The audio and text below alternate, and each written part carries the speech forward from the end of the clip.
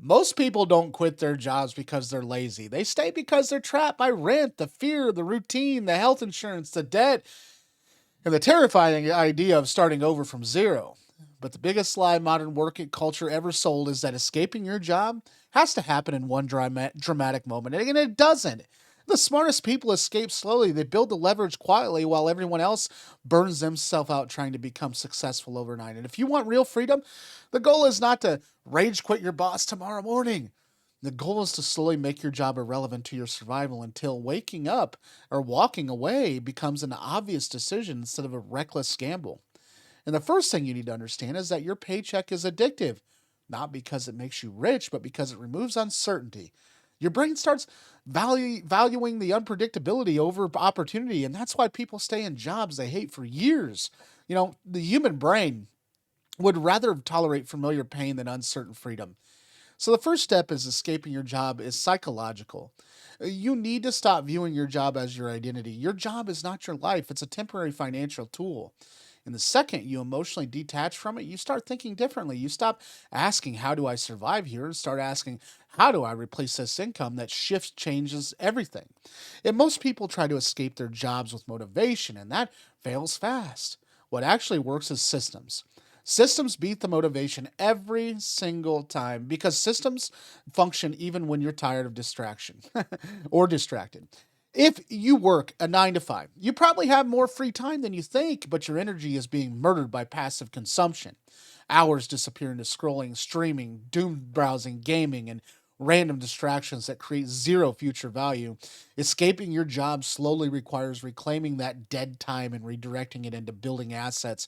Assets are anything that can eventually produce income without requiring your constant physical presence.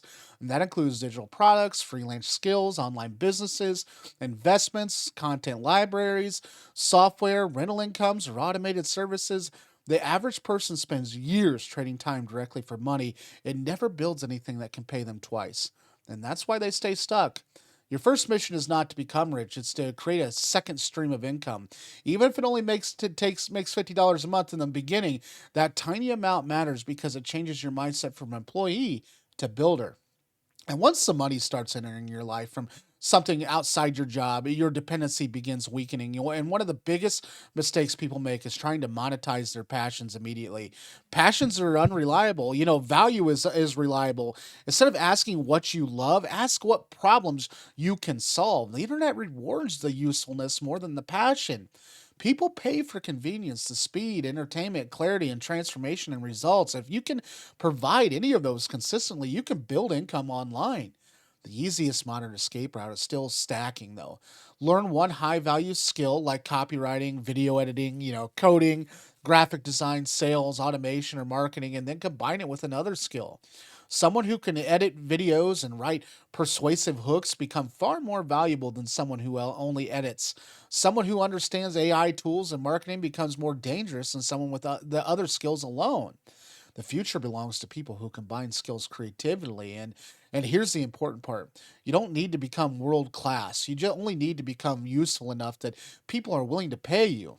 Another major mistake is increasing the lifestyle cost too early. The second people get a raise, they upgrade their car, their apartment, their subscriptions, their clothes, and their monthly expenses that destroys escape velocity. Freedom comes from reducing dependency, not inflating the appearance. And the less money you require to survive, the more options you gain. Someone making $60,000 a year while needing 58,000 to survive is less than someone making 40,000 while only needing 25,000. Financial breathing room creates the leverage. If your goal is escape, your lifestyle should stay intentionally lean while you build alternative income streams. Another overlooked strategy is learning how to market yourself online. We now live in a world where attention has economic value. Build a small audience around knowledge and experience or skill can create opportunities that never existed 20 years ago.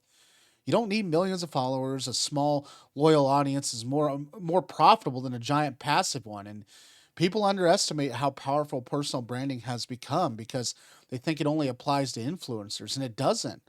A visible online presence increases the opportunity in business, freelancing, partnership, and networking, and career mobility. The key is consistency. And most people quit too early because they expect immediate results. Escaping your job slowly is not exciting at first. In the beginning, it feels unfair because you're working all day, then building at night while seeing almost no progress. Been there, right there now. But compounding is invisible until suddenly it isn't. A YouTube channel with 20 views can become one with 20,000. A freelance side hustle can evolve into a full agency. A simple digital product can keep selling for years. And the people who win are usually the ones who survive the boring phase long enough for momentum to kick in. You also need to stop obsessing over perfect timing. There is no magical moment when you suddenly feel completely ready to leave your job. Confidence usually appears after action, not before it. And most successful transition happens while people still feel uncertain. And that's why gradual escape works so well. It allows you to experiment without destroying your financial stability. And over time, the balance shifts. Your job stops feeling like security and starts feeling like an obstacle. And another thing nobody talks about is how your environment shapes your ambition. If everyone around you believes jobs are the only safe path, you will subconsciously absorb those limitations. You need exposure to people who think differently.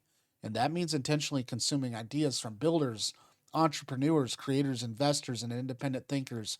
Your standards rise when your environment changes, and suddenly possibilities that once felt unrealistic, they start feeling normal. And one more important truth is that freedom is not about doing nothing. The real goal is control. Control over your time, your schedule, your energy, location, and your priorities. Working on something you built feels completely different from being trapped inside something you resent. The final stage of escaping your job slowly is recognizing when it's time to make the leap. You do not wait until every risk disappears because that never happens. You leave when your alternative income becomes stable enough. Your confidence becomes stronger than your fear, and staying feels more dangerous than leaving. And when that day comes, the craziest part is realizing that your escape did not happen overnight. It happened through hundreds of small decisions nobody noticed. And 1 hour after work, one skill learned, one expense avoided, and one project launched, one risk taken.